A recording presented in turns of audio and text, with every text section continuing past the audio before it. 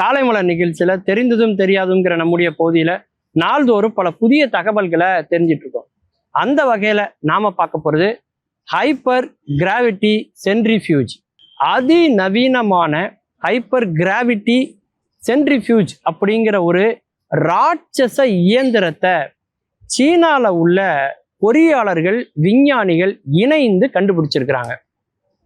Shanghai electric power அப்படின்னு சொல்லக்கூடிய ஒரு நிறுவனம். அவங்க தான் இதை உருவாக்கி இருக்கிறாங்க. அதாவது அதனுடைய சிறப்பு அம்சம் என்ன அப்படின்னு பார்த்தீங்கன்னா, புவியீர்ப்பு விசைன்னு இன்னைக்கு நம்ம பேசுறோம் இல்லையா. இப்போ பூமியில எந்த ஒரு செடியை நட்டாலும் அது அப்படியே நிற்குது, மரமெல்லாம் அப்படியே பூமியிலே இருக்குது இல்லையா. என்ன காரணம் அப்படின்னா அந்த புவியீர்ப்பு விசை தான் காரணம். இந்த மண் அந்த செடியை பிடித்திருப்பதா இருந்தாலும் சரி, அந்த மரங்கள்ல அந்த வேர்த்தன்மை நிலைப்பா இருக்கிறதுக்கு காரணம் என்ன அப்படின்னா புவியீர்ப்பு விசை. அது மட்டும் இல்லை, இப்போ மனிதர்கள் நம்ம நடக்கிறோம் அல்லது ஓடுறோம் அல்லது வாகனங்களை போனா கூட பூமி உருண்டையா தானே இருக்கு. நாம இந்த வளிமண்டலத்தை விட்டு வெளியில விழுந்து நாம போகாம பூமியிலேயே நாம இன்னும் தக்க வைத்துட்டு இருக்கோம் அப்படின்னா அதுக்கு காரணமும் இந்த புவியீர்ப்பு விசை தான். அவ்வளவு ஏங்க, நிலா அதாவது சந்திரன், இந்த சூரியனை அதாவது சந்திரன் நம்முடைய பூமியை சரியா 28 நாளுக்கு ஒரு தடவை சுத்தி வருது பாருங்க. ஒரு குறிப்பிட்ட வட்டப்பாதையில சரியா சுத்தி வருதுன்னா அது காரணம் என்னன்னா ஈர்ப்பு விசை தான். அதாவது ஒரு பொருள் இன்னொரு பொருள் மீது செலுத்தக்கூடிய ஒரு சக்தி பேர் தான் விசை.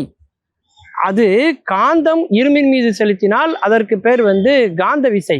ஆனா அதே நேரத்துல பூமி அந்த பொருள்கள் மேல அந்த விசையை செலுத்தினா அதற்கு பெயர் தான் புவியீர்ப்பு விசை. இப்போ பூமியில இருக்கிற இந்த புவியீர்ப்பு விசையை விட 1900 மடங்கு சக்தி வாய்ந்தது தான் இந்த ஹைப்பர் கிராவிட்டி சென்ட்ரிஃபியூஜ்ங்கிற இயந்திரத்தை கண்டுபிடிச்சதுக்கான காரணம். எதற்காக இதை கண்டுபிடிச்சிருக்கு சீனா அப்படின்னா, இந்த மாதிரி வளிமண்டலத்துல மேல வானத்துல இருக்கக்கூடிய அந்த இடத்துக்கு போய் உலக நாடுகள் எல்லாமே ஆராய்ச்சி பண்ணிட்டு இருக்காங்க. அதற்காக அவங்க இங்கேருந்து ஏவுகணையை செலுத்துறாங்க. அந்த ஏவுகணையிலேருந்து செயற்கைக்கோளை அனுப்பி அந்த இடத்த ஆராய்ச்சி பண்றாங்க. இப்ப அதே இதை நாம இந்த பூமியிலேயே உருவாக்கிட்டோம்னு வைங்களேன், நம்ம இனிமேல் ராக்கெட் அனுப்ப வேண்டிய தேவையும் இல்லை, செயற்கைக்கோளுக்கான செலவும் இல்லை, வான்வெளியை ஒரு குப்பை மண்டலமா அதை மாற்றவும் வேண்டாம் அப்படின்னு மாற்றி யோசிச்சு அந்த வான்வெளியில உள்ளதை இந்த பூமியில ஏற்படுத்தி இருக்கிறதுக்கு பேர் தான் ஹைப்பர் கிராவிட்டிவ் சென்ட்ரிஃபியூஜ் அப்படின்னு பேர். சென்ட்ரிஃபியூஜுங்கிற வார்த்தை நீங்க மருத்துவத்துல கூட கேள்விப்பட்டிருக்கலாம்.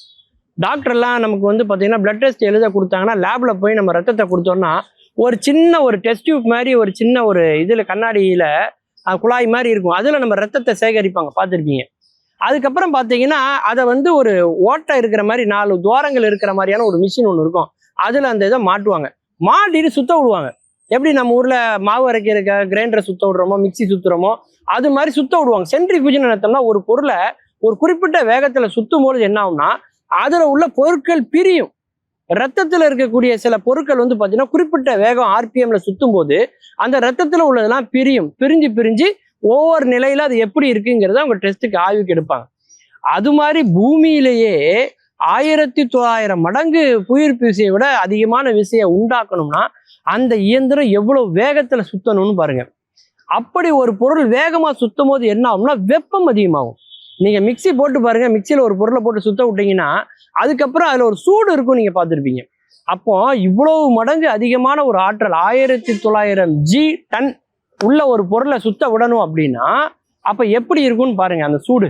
அதுக்காக இந்த ராட்சச இயந்திரத்தை எப்படி வடிவமைச்சிருக்காங்கன்னா, நம்ம பூமியினுடைய தரைப்பகுதியிலிருந்து 15 மீட்டர் உயரத்துல அதை அமைச்சிருக்காங்க.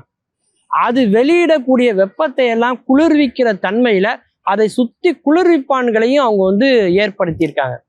கிட்டத்தட்ட 2500 கோடி செலவுல இதை ஏற்பாடு பண்ணியிருக்கு சீனா. அது மட்டும் இல்லாம இது சீனாவுக்கு மட்டுமே அவங்க ஏற்பாடு பண்ணலைங்க, உலகத்துல எந்த நாட்டுல உள்ளவங்களும் இங்க ஆராய்ச்சி செய்யறதுக்கு ஏத்த மாதிரி அதை ஏற்பாடு பண்ணியிருக்காங்க.